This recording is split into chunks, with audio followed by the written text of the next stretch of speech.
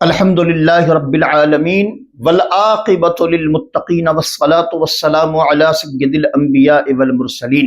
یہ الگ بات مقدر نہیں بدلا اپنا، یہ الگ بات مقدر نہیں بدلا اپنا، ایک ہی در پہ رہے در نہیں بدلا اپنا۔ محترم پیارے بھائیو، اللہ تبارک و تعالی نے دین متین کی تبلیغ کے لیے دشمنان خدا و رسول کے گھر میں ہی دین کے علم اونچا کرنے والے کو پیدا فرمایا۔ تاریخ اس طرح کے واقعات سے بھری پڑی ہے۔ موسیٰ علیہ السلام کی جس نے پرورش کی ہے وہ کون تھا؟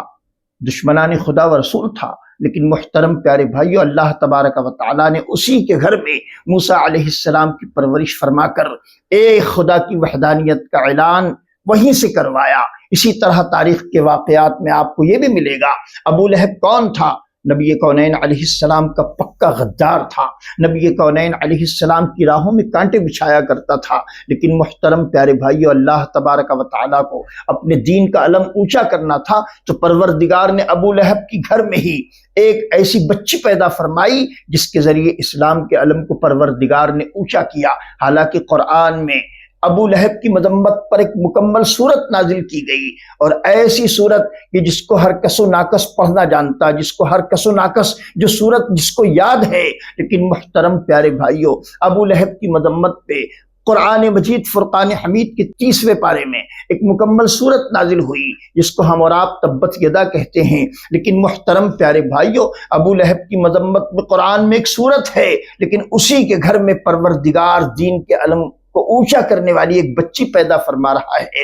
اب دیکھیے وہ بچی کیسے دین کے علم کو اونچا کر رہی ہے۔ ابو لہب کے گھر بیٹی پیدا ہوئی اور اس نے نبی کونین علیہ السلام پر اپنا سب کچھ قربان کر دیا۔ نبی کونین علیہ السلام کی بارگاہ عالی وقار میں یہ اس قدر ادب و احترام سے حاضر ہوتی، لیکن جب یہ راہوں سے گزرتی، اس کو دیکھ کر عرب کے وہ لوگ سورہ تبت یدا ابی لہب اس کو چڑھانے کے لیے پڑھتے۔ یہ بات اس بچی کو ناگوار گزرتی، اگرچہ ابو لہب کی بیٹی تھی، لیکن دل میں کہیں نہ کہیں باپ کی عزت تو تھی۔ باپ کی عزت اور اس کی تعلیم تو ہمیں خود ہمارے پروردگار نے دی ہے۔ ہمارے نبی پاک صاحب الاولاق صلی اللہ علیہ وآلہ وسلم نے ہمیں یہ تعلیم دی ہے۔ باپ اگرچہ کافر ہو، اس کی ہمیں عزت تو کرنی ہوگی، اس کا ادب و احترام تو کرنا ہوگا۔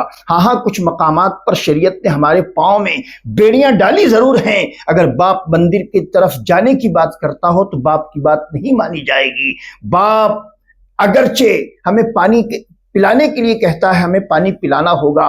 باپ اگر بیمار ہو گیا ہے تو اس کی تیمارداری ہمیں کرنا ہوگی، اگرچہ باپ کافر ہے۔ لیکن ہاں اگر باپ مندر میں جانے کا راستہ ہم سے پوچھتا ہوگا تو ہم صرف دور سے راستہ بتا دیں گے، اس کو مندر تک لے جا کر چھوڑیں گے نہیں۔ یہ ہمیں اطاعت کا حکم اسلام نہیں دیتا۔ لیکن محترم پیارے بھائیو، ابو لہب کی بیٹی، باپ پر مکمل ایک صورت نازل ہوئی، لیکن بیٹی نے اسلام کا کلمہ پڑھا، پیغمبر اسلام پر اپنا سب کچھ قربان کرنے کا عہد و پیمان کر لیا۔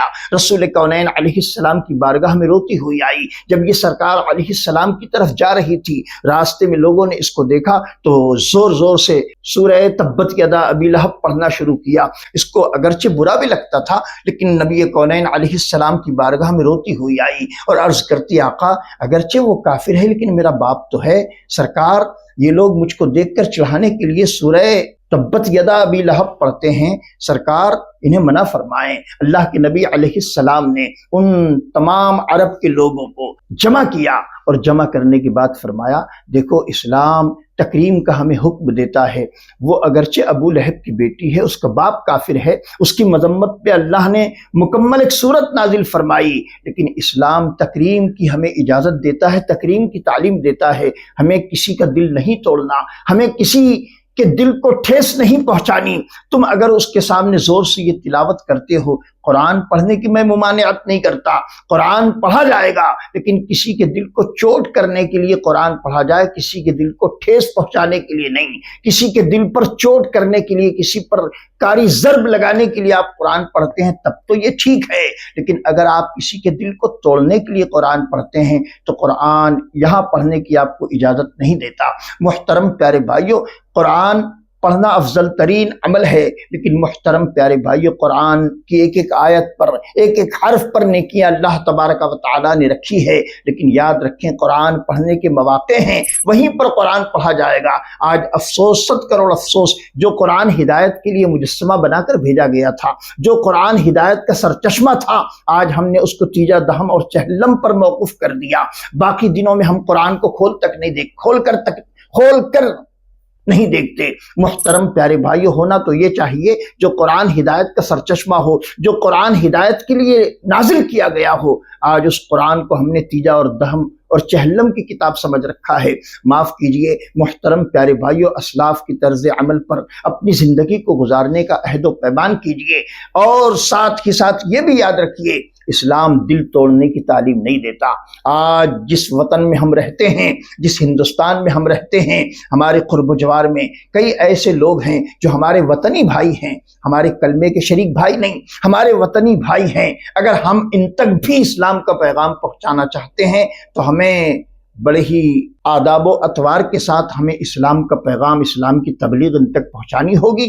یاد رکھیں پیغمبر اسلام صلی اللہ علیہ وآلہ وسلم نے انہی چیزوں کی ہمیں تعلیم دی ہے، اور آج ہم نے انہی چیزوں کو بھلایا۔ نتیجہ یہ ہے کہ ذلت و رسوائی ہمارا مقدر ہے۔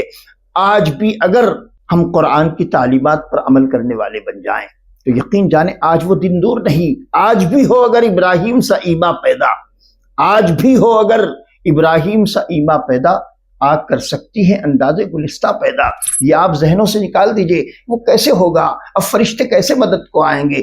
جی نہیں، آج بھی اللہ تبارک و تعالی اس بات پر قادر ہے کہ وہ آسمانوں سے فرشتوں کا نزول کر سکتا ہے، کرتا ہے اور کر رہا ہے۔ اور بارہا اس طرح کے مقامات پر آپ نے یہ سنا ہوگا کہ فلاں مقام پر کچھ معاملات ہوئے، کچھ کشیدہ آرائی ہوئی، اور اس کے بعد وہاں پر ہم نے کچھ لوگوں کو دیکھا جو سفید لباس میں ملبوس گھوڑے پر سوار ہو کر زمین پر نازل ہوئے، اور انہوں نے مسلمانوں کی، قوم مسلم کی رہنمائی فرمائی، قوم مسلم کی مدد فرمائی۔ یہ کیا تھا محترم پیارے بھائیوں؟ یہ ایسی مخلوق تھی جو آسمانی مخلوق تھی، اللہ تبارک و تعالیٰ کی جانب سے بھیجی ہوئی مخلوق تھی جو مسلمانوں کی مدد کے لیے تھی۔